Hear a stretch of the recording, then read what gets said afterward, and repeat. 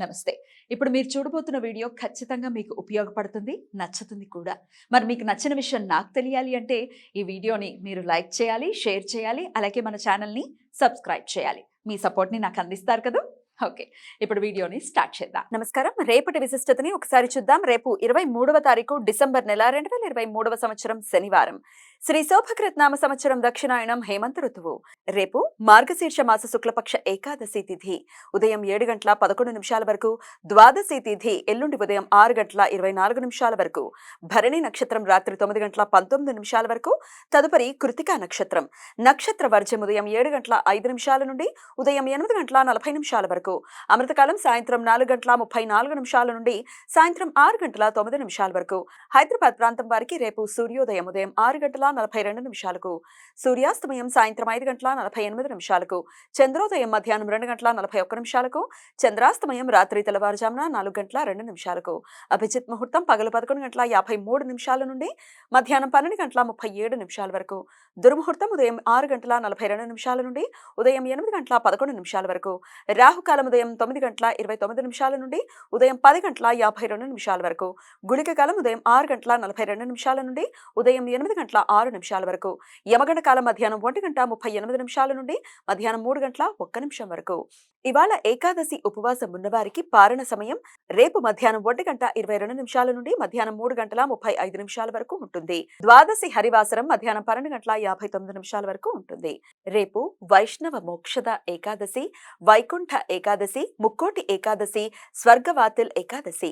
ధనుర్మాసంలో వచ్చే శుక్లపక్ష ఏకాదశి రోజును ముక్కోటి ఏకాదశిగా పరిగణిస్తారు. విష్ణు పురాణం ప్రకారం విష్ణుమూర్తి తన వ్యతిరేకులైన 2 రాక్షసులను వైకుంఠంలో ఉత్తర ద్వారం ద్వారా తనను దర్శించుకోవడానికి అవకాశం కల్పించాడు అని, వారి కోరిక మేరకు ఎవరైతే రాక్షసుల పరివర్తనకు సంబంధించిన కథను విని ఉత్తర ద్వారం ద్వారా తనను దర్శించుకుంటారో వారి పాప ప్రక్షాళన జరిగి వారికి వైకుంఠ ప్రవేశం సులువుగా జరుగుతుంది అని వరం ఇచ్చాడు అని కథనం.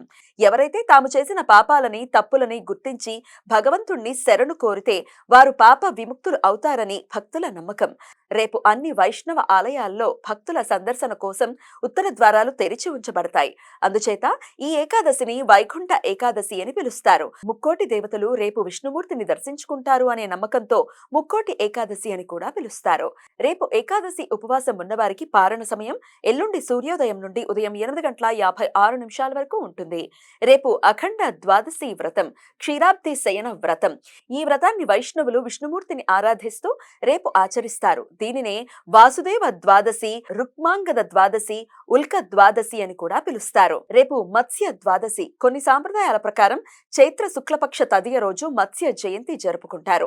మరికొన్ని సాంప్రదాయాల ప్రకారం మార్గశీర్ష శుక్లపక్ష ద్వాదశి రోజున జరుపుకుంటారు. విష్ణుమూర్తి దశావతారాలలో మొదటి అవతారమైన మత్స్యావతారం రేపు ఆవిర్భవించింది అని భక్తుల నమ్మకం. అన్ని వైష్ణవ దేవాలయాల్లో రేపు ప్రత్యేక పూజలు జరుగుతాయి. మన దేశంలో మత్స్యావతారం మూల విరాట్గా ఉన్న ఒకే ఒక దేవాలయం తిరుపతి దగ్గరలోని నాగలాపురంలోని శ్రీ వేదనారాయణ స్వామివారి ఆలయం. మార్గశీర్ష శుక్లపక్ష పాడ్యం నాడు ప్రారంభమయ్యి 11 రోజుల పాటు సాగిన లక్ష్మీ వ్రతం రేపటితో ముగుస్తుంది.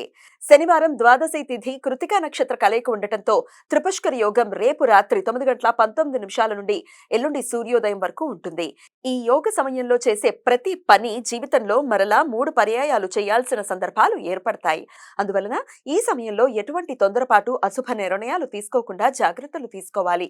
ఈ సమయంలో బంగారం, వెండి, వజ్రాలు, స్థిరాస్తులు, వాహనాలు కొనుగోలు చేయటానికి అనుకూలం.